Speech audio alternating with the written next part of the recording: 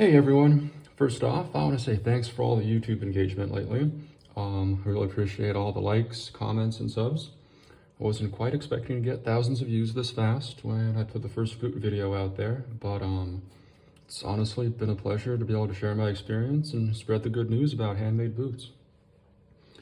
So today's spotlight is going to be on something that seems to come up a lot on Nick's social media, which is max support work leather versus 1964 or easy break-in work leather. You know, marketing buzzwords aside, how do these compare side by side, pros and cons of each? When you're dropping 600 bucks on a pair of boots that you'll spend 8, 10, 12 hours a day and for years to come, what's the best choice? So we'll be taking a closer look at my two pairs of Hot Shots, or more specifically, one boot from each pair of Hot Shots. These are nearly identical, both 10 inches tall, built on the 11067 high arch last. This one is 1964 brown, all smooth, and this one is max support chocolate, also all smooth.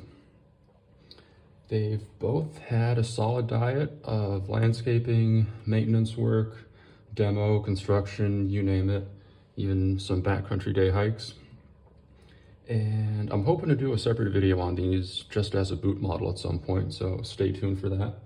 But I really don't want to go too deep into specs and the stories behind these as individual boots right now for our purposes.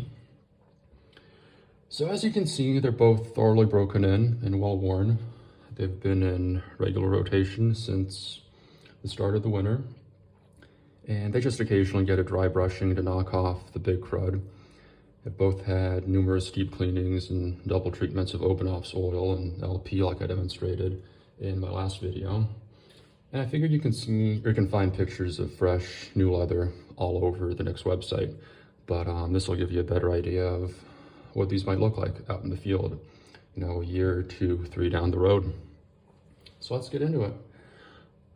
Both are 7 to 8 ounce chrome tanned leather from Seidel Tanning Corporation in Milwaukee. For the uninitiated, 1 ounce of leather thickness equates to a 64th of an inch. So 7 to 8 ounces, you're looking at about a 29,000th of a football field. No, I'm just kidding. About 1/8 of an inch or 3 millimeters of leather thickness here. The chocolate has a bit of a reddish undertone to it. Don't know if you can see it here in this lighting. Almost more of a chestnut color, if you will. And the 1964 brown is really just a very neutral, medium brown.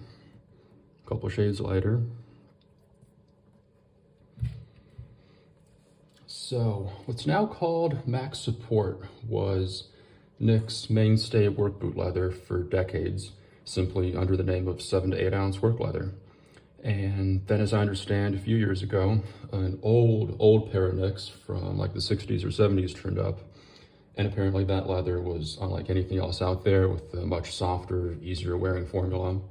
And so long story short, Nicks set out to try and recreate that magic, and they named the new tannage after the year the company was founded, 1964. Composition-wise, max support is a lot stiffer and drier, and frankly, it feels thicker on your foot, even though, like I said, they're both the same thickness, about 1/8 of an inch. It has a hard, kind of almost shell-like finish coat on it that gives it a bit of an edge in terms of scuff and scrape protection over the 1964, as well as just a kind of flat, matte look to it visually. And on the other hand, the 1964, or easy break-in, is just a lot more supple and soft, more pliable, having had a lot more oils and waxes added to it in the finishing process. So with that, it doesn't quite have the same dull surface appearance. There's a bit more depth and character, and even a bit of pull up here. So it does scuff up and scrape a bit easier, but it also patinas a lot more dramatically and organically, if you will. So I'm gonna do a little on-camera wear test here. Just give each of these a little scrape with the blade, and then touch that up with some Obanoff's leather oil, and you can see how each of these different leathers takes the oil. These are work boots, okay? They've seen a lot worse, trust me.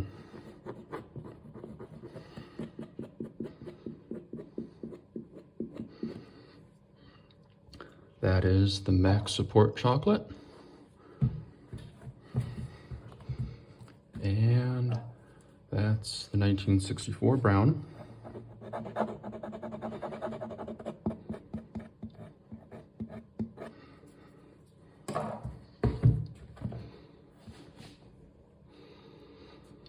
Now granted, the Max Support is a bit darker, so the wear is going to be a bit more dramatic.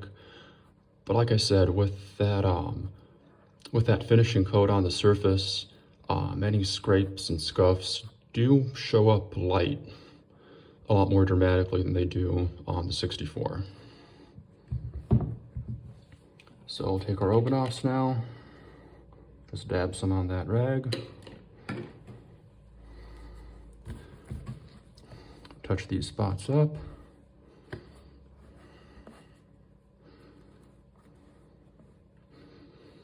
That is the Max Support. Barely see a thing. And now for the 1964.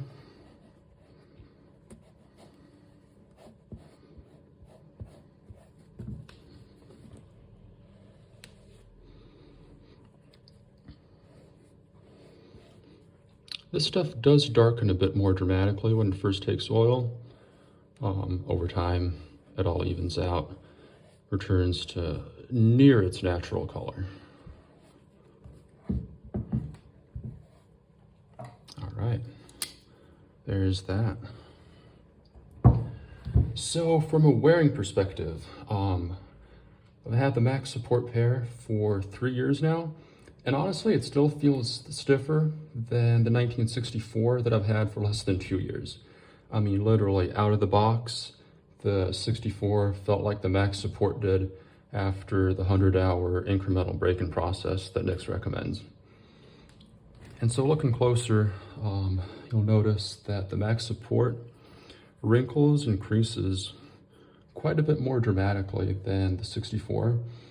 And again, that's just got to do with the fact it's a stiffer, drier tannage, so the break-in process is more a matter of physically breaking and creasing it at the flex points and pressure points, whereas the 1964 is more soft, pliable overall, and it just kind of molds to the shape of your foot as a whole.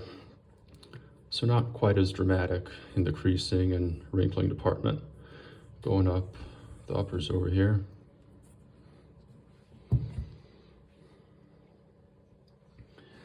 I think you can see the difference in structure even better in the toe box. So even though the 1964 is newer, the toe box is a bit more collapsed and flattened out than the Max Support, which I've had for longer and worn more. And I don't know if you can see this on camera, but the 64 just has more give to it. I can squeeze that toe box in, press it in a lot more easily without it bouncing back quite the same as the Max Support does. Also on that note, the 1964 pair feels close to a size wider at this point, even though they're both 11 double E's.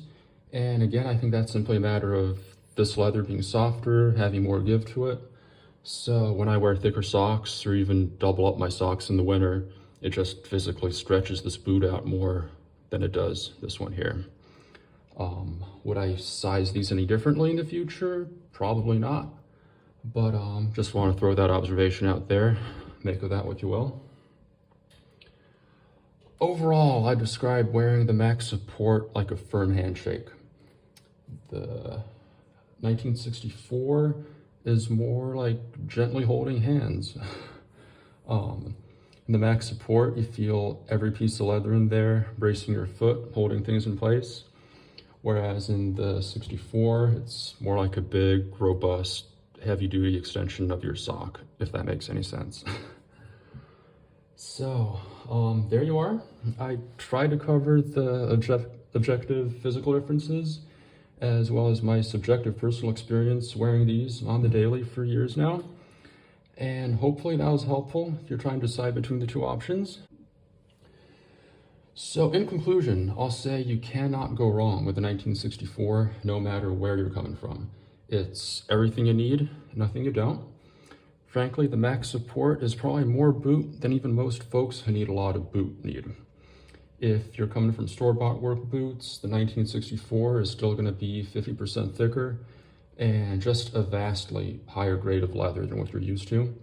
Don't get too caught up in the superlative sound of max support. It will take several times as long to break in, but you're not necessarily getting several times more durable boot out of it. But on the other hand, if you've worn P&W boots before and you're a lineman, a smoke jumper, a hot shot, what have you, you're taking on everything all the time, it's life in the fast lane, then max support has stood the test of time and countless trials by literal fire. Thank you for watching.